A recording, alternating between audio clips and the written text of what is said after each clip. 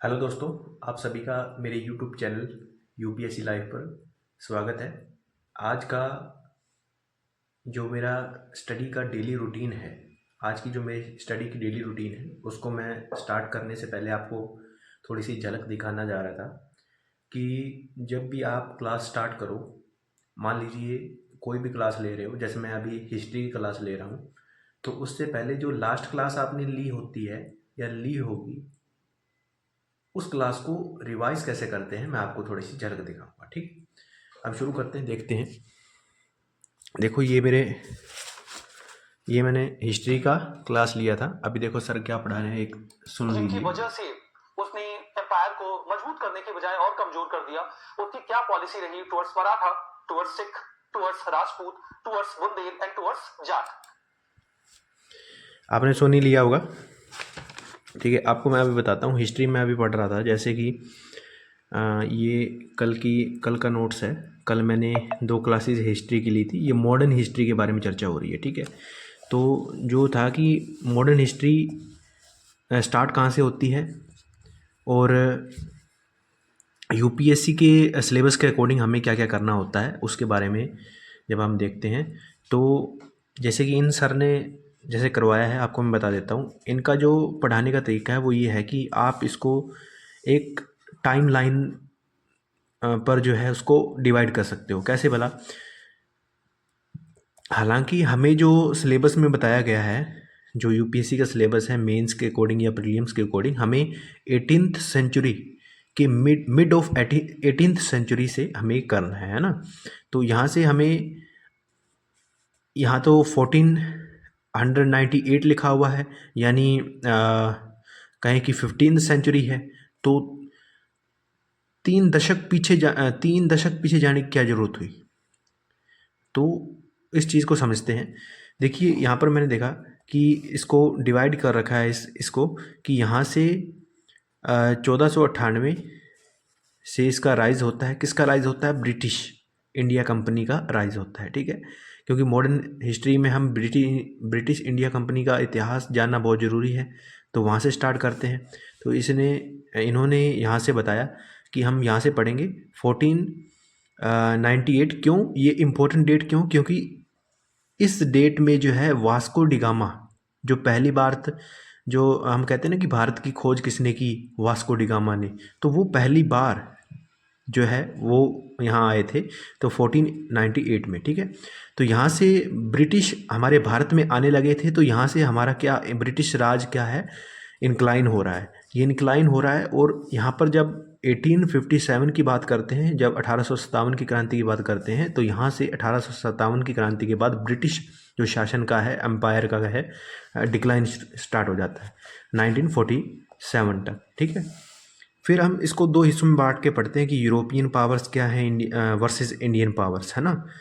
तो देखो इसको मैं थोड़ा सा समझाता हूँ। कल इन सर ने हमें बताया भी था और कहा था कि अ,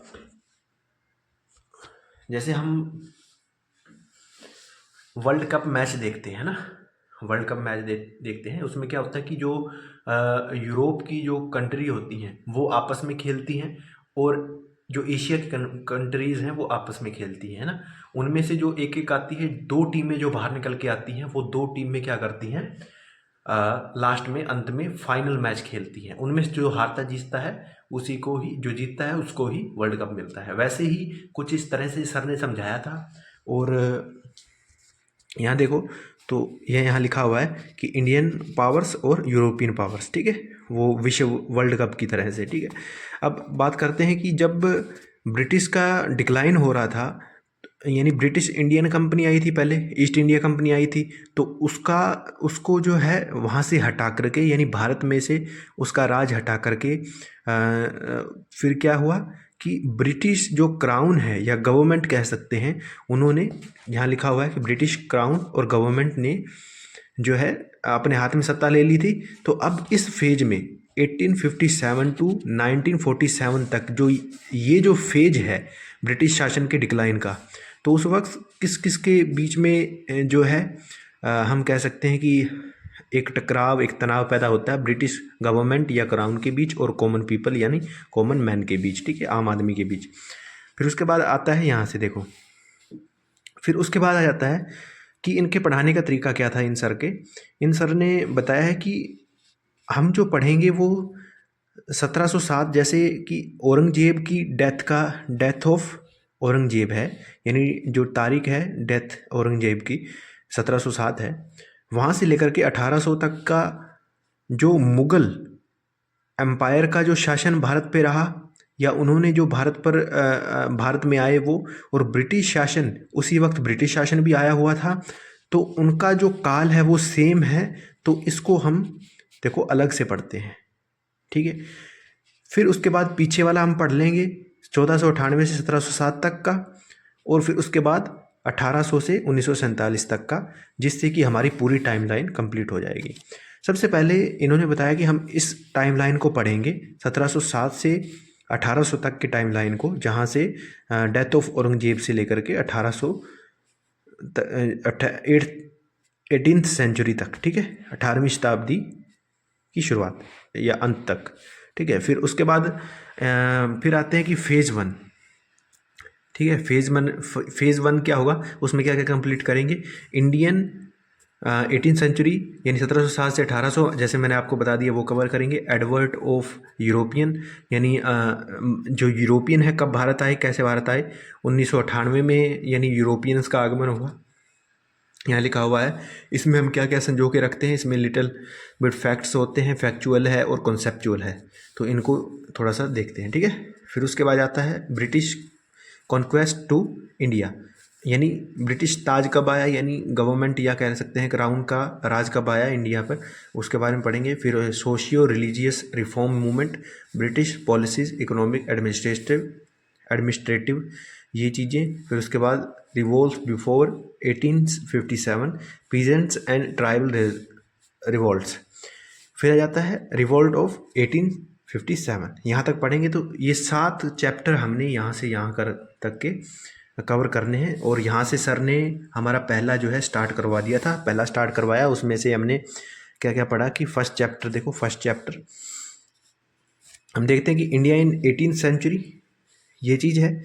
तो इसमें क्या क्या चीज़ें पढ़े हैं, पॉलिटिकल सिचुएशन क्या थी, सोशल कंडीशंस क्या थी, कल्चरल डेवलपमेंट्स क्या थे, ये चीज़ें पढ़ेंगे। और एक चीज़ और बचती है, इकोनॉमिक कंडीशंस, इनको हम सेपरेट अलग वीडियो में या अलग एक टॉपिक की तरह पढ़ेंगे। British economic policies in India separate पढ़ेंगे, यहाँ लिखा हुआ सेपरेट चैप्टर बना करके, ठीक है। फिर उसके बाद पॉलिटिकल सिचुएशन में जब हम पढ़ते हैं, पॉलिटिकल सिचुएशन में हम लेटर मुगल्स, यानी मुगल्स के बाद के जो मुगल्स थे वो किस तरह से कमज़ोर पड़ गए, या किस तरह से उनका शासन कमज़ोर हुआ, बजाय कि जो पहले वाले मुगल्स थे, यानी औरंगजेब और उससे पहले के जो थे किस तरह थे, ठीक है। फिर आता है rise of regional states, regional states का राइज कैसे हुआ उनके बारे में देखेंगे, जाना था हमने। तो देखो मैं भी आपको ये बता भी रहा हूँ, साथ साथ में मेरा रिवाइज़ भी हो रहा है। तो मैंने इसको कल क्लास लेने के बाद भी रिवाइज़ किया था, और अब भी रिवाइज़ मैं आपको बताते बताते कर लिया है, और उसके बाद मैं क्लास लूँगा, ठीक है। और आज की क्लास का जो होगा वो मैं कल बताऊँगा, नेक्स्ट वीडियो में बताऊँगा, ठीक है। फिर आता है लेटर मुगल्स 1707 से 1857 के बात करते हैं। तो different from great Mughals, like कौन कौन थे, यानी ग्रेट मुगल्स कौन कौन से थे, बाबर था, हुमायूं था, अकबर, जहांगीर, शाहजहां, औरंगजेब। ये इनका जो एम्पायर था वो क्या था, ग्रेट था, यानी सशक्त था। कैसे कैसे एक्सट्रीमली पावरफुल कैसे हुआ इनका एम्पायर, तो इनमें 3 चीज़ें थीं। इनकी मिलिट्री पावर जो है बहुत पावरफुल थी, इकोनॉमिकली ये बहुत पावरफुल थे, एडमिनिस्ट्रेटिवली ये बहुत पावरफुल थे। अब एडमिनिस्ट्रेटिवली ये जो बहुत पावरफुल थे, तो उस पावरफुल उन्हें बनाने के लिए, उस स्ट्रक्चर को पावरफुल बनाने के लिए एक सिस्टम था, मनसबदारी सिस्टम था, जो एडमिनिस्ट्रेटिवली मुगल्स को पावरफुल बनाता था, जो कि औरंगजेब के पहले के थे, ठीक है। अब उसके बाद बात करते हैं मनसब क्या होता है। मनसब एक तरह की रैंक होती है, जैसे हम अब यूपीएससी में रैंक बताते हैं ना कि रैंक 1 2 3 4, वैसे ही मनसब में रैंक होती है 1000 2000 3000 5000। जितनी रैंक बढ़ती जाती थी उतना ही वो पावरफुल होता था। कैसे पावरफुल होता था?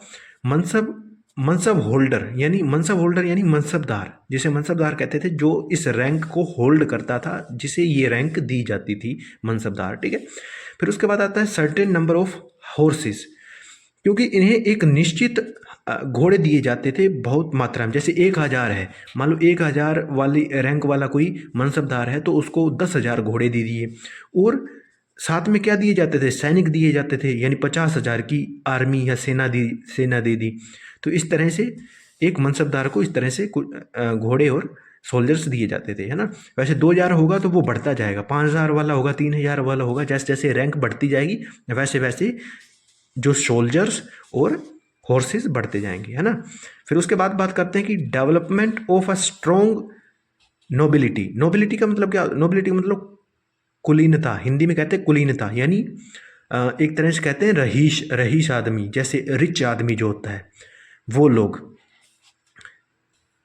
वो डेवलपमेंट या उनका वो स्ट्रॉन्ग कैसे हुए ये भी इसमें देखेंगे, वो उन्हें स्ट्रॉन्ग करने के लिए। फिर आ जाता है कि for the maintenance land use granted, इनकी मेंटेनेंस करने के लिए इन्हें लैंड्स दी जाती थी। ठीक है, ये चीज़ है, यानी जागीर, जागीर यानी lands, related to the lands word जागीर। ठीक है, जागीर दी जाती थी।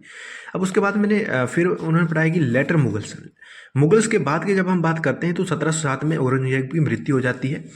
और अब इसके कारण क्या होते हैं कि अब मैं बता देता हूँ कि जो मैंने यहाँ बताया आपको कि बाबर, हुमायूं, अकबर, जहांगीर, शाहजहां और औरंगजेब, इससे पहले कि ये सारे के सारे पावरफुल थे, उसके पीछे के कारण मैंने बता दिए।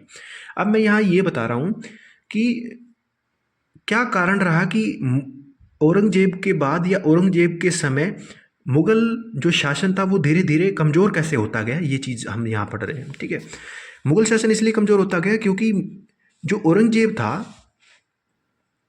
उसका मुगल एम्पायर वीक होने लगा। किन किन कारणों से? क्योंकि वो जो है डेक्कन की तरफ आ रहा था। डेक्कन की तरफ, जैसे हम भारत का ये इंडियन मैप देखें तो ये ऊपर का नॉर्थ का पार्ट है और ये साउथ का पार्ट है। साउथ के पार्ट के और मिड इंडिया के बीच में जो ये पार्ट है, डेक्कन प्लेटू कहते हैं जिसे, और ये डेक्कन का पार्ट था। ठीक है, फिर इस डेक्कन के पार्ट पर एक्सपेंडिशन यानी उसको और अपने साम्राज्य को बढ़ाने के लिए वो डेक्कन की ओर जा रहा था। तो ये भी एक कारण था कि वो उनकी जो रियासत थी वो कमज़ोर होती जा रही थी। फिर उसके बाद बात करते हैं रिलीजियस पॉलिसीज़। वो क्या था कि एक रिलीजियस यानी धार्मिक पॉलिसीज़ को बहुत मानता था, यानी रिलीजियसली वो बहुत यानी अपने धर्म को मानता था। रिलीजियसली ऑर्थोडॉक्स क्या होता है? ऑर्थोडॉक्स का मतलब होता है holding the core principle of religious, यानी एक कट्टरपंथी। जैसे मान लो वो अपने ही हमारे धर्म को सर्वोपरि मानता था, अपने ही धर्म को मानता था। वो कहता था कि औरंगजेब कहता था कि मेरे धर्म मतलब मुस्लिम ही एक धर्म है, या कह सकते हैं कि जो कुछ मुस्लिम इसमें कुरान में बताया गया है ये सब कुछ सही है, उसके अलावा और कोई किसी धर्म में कुछ बताया गया है तो वो सही नहीं है। तो यानी कहने का मतलब ये है कि ये अपने धर्म को लेकर के बहुत कट्टर यानी ऑर्थोडॉक्स था। ये एक तीसरा कारण था इसकी यानी मुगल डिक्लाइन में तीसरा कारण ये था। अब जब ये सब कुछ ये सब चीज़ें, जैसे मुगल्स का जो कह सकते हैं कि एम्पायर कमज़ोर होते जा रहे थे, तो तब कौन कौन सी जो शक्तियाँ कह सकते हैं या कौन कौन सी जो लोकल तो नहीं कहूँगा मैं, कि कौन कौन और फिर उभरा कौन? राजपूत आए, मराठा आए, है ना। ये किसके खिलाफ हो गए? इस औरंगजेब के खिलाफ हो गए, अगेंस्ट हिम। अब 1707 में इसकी डेथ हो जाती है। इसके डेथ होने के बाद और कमज़ोर हो जाते हैं मुगल जो साम्राज्य। फिर उसे लेक ऑफ प्रोमोजेनिचर का मतलब होता है eldest son will be the king, यानी इनमें क्या हुआ करता था, इनमें हुआ क्या करता था, इनमें ये था, मुस्लिम राजा जो थे ये औरंगजेब वगैरह, इनमें क्या था कि जो इनमें ये सिस्टम नहीं था कि जो उत्तराधिकारी होगा वो बड़ा बेटा होगा। यानी यहाँ लिखा हुआ ना, eldest son will be the king. यानी जैसे हमारे हिंदुओं में क्या होता है कि जब भी कोई पिता का स्वर्गवास हो जाता है तो उसकी रिस्पॉन्सिबिलिटी बड़े बेटे पे आ जाती है। यानी उत्तराधिकारी कौन हो जाता था, जैसे हमारे महाराजा थे, राजा थे, तो उनका उत्तराधिकारी उनका बड़ा बेटा माना जाता था। पर ऐसा इनमें नहीं था। तो प्रोमोजेनिचर का मतलब होता है eldest son will be the king, यानी वो जो प्रथा थी वो इनमें नहीं थी। तो इसके 3 बेटे थे औरंगजेब के। मोजम पहला बड़ा बेटा था मोजम, फिर मोहम्मद आजम शाह, फिर है काम बख्श। 3 बेटे थे। और अब क्या होती है, वॉर ऑफ सक्सेशन होती है। यानी उत्तराधिकार के लिए क्या होती है, वॉर होती है, युद्ध होते हैं। कॉमन इन मुगल्स, ये मुगल्स में जो है कॉमन था ये चीज़। फिर उसके बाद आते हैं इंडिया की बात करें तो मुगल यहाँ पे दिल्ली में तो क्या था, दिल्ली में औरंगजेब था। 1707 में इसकी मृत्यु हो जाती है। तो गुजरात वाली साइड जो इस पार्ट में कौन रहता था, इसमें इसका बीच वाला बेटा जिसे आजम शाह कहते थे वो रहता था। और डेक्कन के माले पार्ट में काम बख्श, इसका सबसे छोटा बेटा औरंगजेब का, और सबसे बड़ा बेटा जो है काबुल में, यानी अफ़गानिस्तान और पाकिस्तान के बॉर्डर में जो काबुल है, या अफ़गानिस्तान में जो उसकी राजधानी है अब, तो वहाँ जो है मुज़ाम रहता है। मुज़ाम को वो एरिया दिया गया था। अब उसकी मृत्यु हो जाती है तो सबसे नज़दीक कौन था, गुजरात में जो आजम शाह था वो सबसे पहले वहाँ पहुँच जाता है और अपने वहाँ का राजा घोषित कर देता है और अपना वहाँ का राजा बन जाता है। जब वो वहाँ का राजा बन जाता है तो जब काबुल में बैठा जो मौज़म होता है, वो उनको पता चलता है तो वो आता है 1 महीने बाद इसके साथ इसको कहता है कि, किसको कहता है, आजम शाह को कहता है कि ये जो है मैं बड़ा बेटा हूँ तो इसका उत्तराधिकारी मुझे होना चाहिए।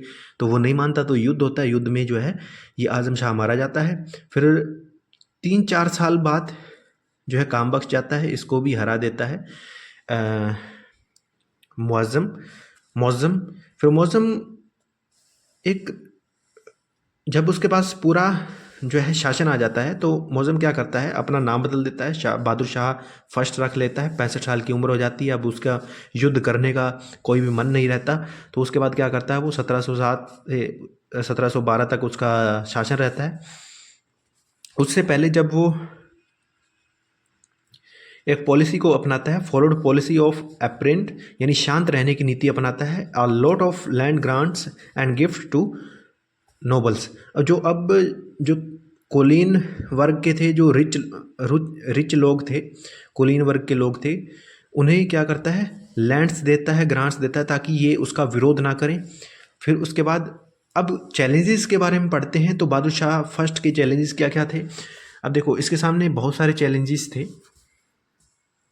इसमें नंबर 1 मैं आपको बता देता हूँ। इसको कई शक्तियाँ आई इसमें, यहाँ मैं आपको बताता हूँ। सबसे पहले मराठा सबसे बड़ा चैलेंज था इनके लिए, मराठा। फिर उसके बाद सिख, फिर उसके बाद राजपूत, उसके बाद जाट, ठीक है, फिर बुंदेलास। ये इसके लिए क्या है, चैलेंज थे इनके लिए। सबसे पहले मराठा की बात करें तो मराठा से इनके लिए जो अच्छे संबंध बनाने के लिए जो छत्रपति शिवाजी महाराज के जो बेटे थे उनको रिहा कर देते हैं। उनका नाम था शाहू जी, ठीक है। उनको क्या करते हैं, रिहा कर देता है। कौन कर देता है, बहादुर शाह फर्स्ट, जो कि पहले मुअज्जम होता था, पुराना नाम मुअज्जम। तो वो क्या करता है, इसको रिलीज़ कर देता है। क्यों रिलीज़ कर देता है, क्योंकि वो अब देख रहा था कि अपने आसपास जो है उसको पता था कि मराठा पावर्स जो है अब उसका विरोध कर सकती हैं। तो उस विरोध से बचने के लिए जो है उसको रिहा कर देता है। जब वो रिहा करता है तो वो अपना जो शिवाजी महाराज जी के, छत्रपति शिवाजी महाराज जी के जो बेटे थे शाहू जी, उनके वो जाते हैं और अपना हक मांगते हैं। अब इस चीज़ को समझने के लिए हम थोड़ा सा पीछे चलते हैं कि शाहजहाँ को समझते हैं, साहू जी के बारे में थोड़ा सा समझ लेते हैं। साहू जी के बारे में समझते हैं तो देखिए कि शाहजी भोंसले थे महाराष्ट्र में, और ये फादर ऑफ छत्रपति शिवाजी महाराज के फादर थे शाहजी भोंसले। ठीक है, फिर उसके बाद 1674 टू 1618 में, यानी 1674 से 1680 तक छत्रपति शिवाजी महाराज जो है अपना राजपाट संभालते हैं। उसके बाद उनकी डेथ हो जाती है, और उसके बाद संभाजी जो उसके संभाजी सॉरी मैं जो वहाँ साहू जी को बता रहा था, साहू जी के बारे में बता रहा था कि वो छत्रपति शिवाजी महाराज जी के बेटे थे। नहीं, बेटे नहीं थे, पोते थे, समझे। फिर उसके बाद आ जाते हैं संभाजी। संभाजी उनके बेटे थे और राजा राम उनके बेटे थे। ठीक है, संभाजी उनके बड़े बेटे थे। इन्होंने 1680 से 1689 तक राजपाट संभाला। उसके बाद इनकी डेथ हो गई। फिर उसके बाद ये जो चीज़ें हैं वो विस्तार से जब हम मराठा एम्पायर पढ़ेंगे उसमें भी पढ़ेंगे, पर इसमें थोड़ा सा मोटा मोटा जान रहे हैं। तो उनकी वाइफ थी, सन उनका शाहू जी थे, जो संभाजी महाराज थे उनके बेटे साहू जी थे। ठीक है, ये जब मुगल्स ने इन पे हमला किया था, ठीक है, हमला करके इनकी मौत हो गई थी और इनको बंदी बना लिया था शाहू जी, संभाजी जी की पत्नी और उनके बेटे साहू जी को। तो ये अभी जेल में थे। अभी वो बात आई है ना कि यहाँ पे जो बहादुर शाह फर्स्ट जो है उसको छोड़ देते हैं, साहू जी को रिलीज़ कर देते हैं, पर उसकी जो संभाजी की पत्नी जो है उनको नहीं रिहा करते। तो इसके पीछे भी थोड़ा सा मतलब है, जब मराठा एम्पायर पढ़ेंगे उसमें डिटेल में पढ़ेंगे। फिर उसके बाद क्या होता है कि जब इनकी मृत्यु हो जाती है, इन्हें जेल में बंद कर लेते हैं। तो उसके बाद संभाजी महाराज के बाद उनके छोटे भाई जो है राजा राम 1989 1700 तक अपना राजगद्दी संभालते हैं। उसके बाद शिवाजी जो द्वितीय हैं, शिवाजी द्वितीय जो कि राजा राम जी के बेटे थे, वो बहुत छोटे थे। तो उसकी जगह पर रेजेंट में मतलब किसी की जगह पर उनकी माता यानी शिवाजी द्वितीय की माता यानी राजा राम जी की पत्नी ताराबाई थी। ताराबाई से जो है अब बहादुर शाह को ये था कि ताराबाई कुछ ना कुछ ऐसा करेगी, तो इस मतलब अब कुछ ना कुछ अपने राजपाट को एक्सपेंशन करने के लिए या कुछ ऐसा कुछ कर सकती है। तो उसके इस डर की वजह से उन्होंने साहू जी को छोड़ दिए थे ताकि वो उधर जाएं और अपना राजपाट मांगे। अगर वो वहाँ जीत भी जाते हैं, अगर वो जीत गए तो भी हमें फ़ायदा होगा, अगर नहीं भी जीतते तो भी हमें फ़ायदा होगा। अगर पहली बात तो वो जीत जाएंगे तो वो हमसे हक नहीं मांगेंगे और कुछ नहीं मांगेंगे, ठीक है, या हम पर आक्रमण नहीं करेंगे। तो बहादुर शाह फर्स्ट का यही यानी मुज़ाम का यही जो है एक राजनीतिक चाल थी जो जिस वजह से वहाँ भेजते हैं वो। ठीक है, और उसके बाद युद्ध होता है। युद्ध में जो है साहू जी जीत जाते हैं। ठीक है, और ये मराठा फिर भी उसके बाद युद्ध जीतने के बाद राजपाट राजा वहाँ के बन जाते हैं साहू जी। तो उसके बाद वो फिर भी उनका विरोध करते हैं। तो उस विरोध में जो है उनसे क्या क्या मांगते हैं वो, ठीक है, उसमें उनसे टैक्स मांगा जाता है। दो तरह का टैक्स होता था, चौथ और सरदेशमुखी। सरदेशमुखी और चौथ दो तरह का टैक्स होता था। वो मुगल से मांगते थे, क्योंकि अब मान लो कि मुगल्स जो है 200 रुपये किसान कमाते थे, तो उस पर 50% जो मुगल जो है टैक्स लगाते थे, 50% टैक्स लगाते थे। तो उस 50% टैक्स में से जो है जो मराठास थे यानी साहू जी थे, उन्होंने इनसे 25 यानी कह सकते हैं कि चौथ यानी एक चौथाई भाग जो है उसका मांगा, यानी 25 रुपये, यानी 100 का एक चौथाई 25 रुपये कह सकते हैं उदाहरण के तौर पर। और सरदेश यानी 10वां हिस्सा की बात करें तो 10 रुपये थे, 100 रुपये के 10 रुपये हो गए 10वां हिस्सा। तो ये उनसे मांगना चाह रहे थे, पर मुगल्स उनको सरदेश मुखी देने के लिए यानी सरदेश मुखी यानी 10वां हिस्सा देने के लिए तैयार हो गए थे, पर चौथ नहीं देना चाहते थे। फिर भी ऐसे कुछ कन्फ्लिक्ट होते हैं और उसके बाद वो इसे भी मान लेते हैं।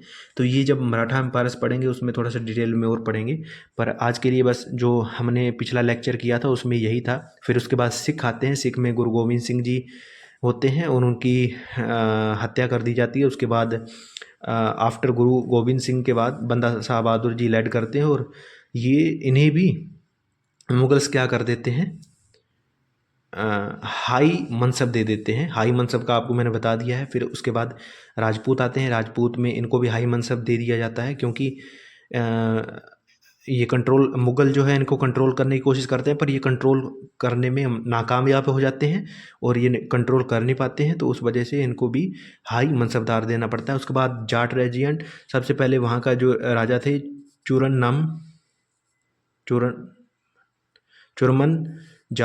जाट जो जिसके मुग़ल के साथ बहुत ही अच्छे रिलेशन थे। फिर आते थे बुंदेलाज, इनके भी मुग़ल साम्राज्य के साथ यानी मुग़लों के साथ बहुत अच्छे रिलेशन थे। तो ये जो चुनौतियाँ इनके सामने थी, यहाँ तक हमने कल की क्लास में मैंने इसको पढ़ा था और अब मैंने आपके साथ रिवाइज़ भी कर लिया और आपको मैंने स्टोरी भी बता दी है ना। और ये कुछ मैंने साइंस एंड टेक्नोलॉजी की आगे तो साइंस एंड टेक्नोलॉजी की क्लासेस मैंने ली थी कुछ, तो कोई बात नहीं भाई। अब मैं सेकंड क्लास लेने जा रहा हूँ, तो उसके बाद कल नेक्स्ट जब वीडियो आएगी उसमें मैं आपको बता दूंगा। पर आज के लिए मैंने आपको बता दिया कि किस तरह से मॉडर्न हिस्ट्री की शुरुआत कर रहा हूँ मैं और किस तरह से मैंने अपना सिलेबस मतलब करने की कोशिश की है और किस तरह से मैं रिवाइज़ करता हूँ और किस तरह से मैं क्लास लेता हूँ, ये सब मैंने आपको जो है बताने की कोशिश की है। और अभी सेकंड क्लास आप देख सकते हैं। 76 साल बुंदेल के साथ उसके रिलेशंस मोर और लेस अच्छे रहे। इन सभी बातों के बारे में हमने ठीक है, यही अभी सर बता रहे हैं, अभी ये सर बता रहे हैं यही जो मैंने अभी आपको बताया है इन 25 से 26 मिनट के अंदर, वही चीज़ें अभी उन्होंने रिवाइज 2 मिनट करवाएंगे, उसके बाद नेक्स्ट क्लास होगी। और आपको इसी तरह की अगर ये वीडियो अच्छी लगती है, इस तरह की वीडियो आएगी आगे। और प्लीज़ आप सब्सक्राइब कीजिएगा, लाइक कीजिएगा सेशन को और शेयर कीजिएगा। तो आज के लिए इस वीडियो में कुछ रिलेटेड यही था कि किस तरह से पढ़ें और किस तरह से पढ़ने से पहले या कोई वीडियो देखने से पहले रिवाइज़ करना बहुत ज़रूरी है। तो आज के लिए बस इतना ही। जय हिंद, जय भारत, वंदे मातरम।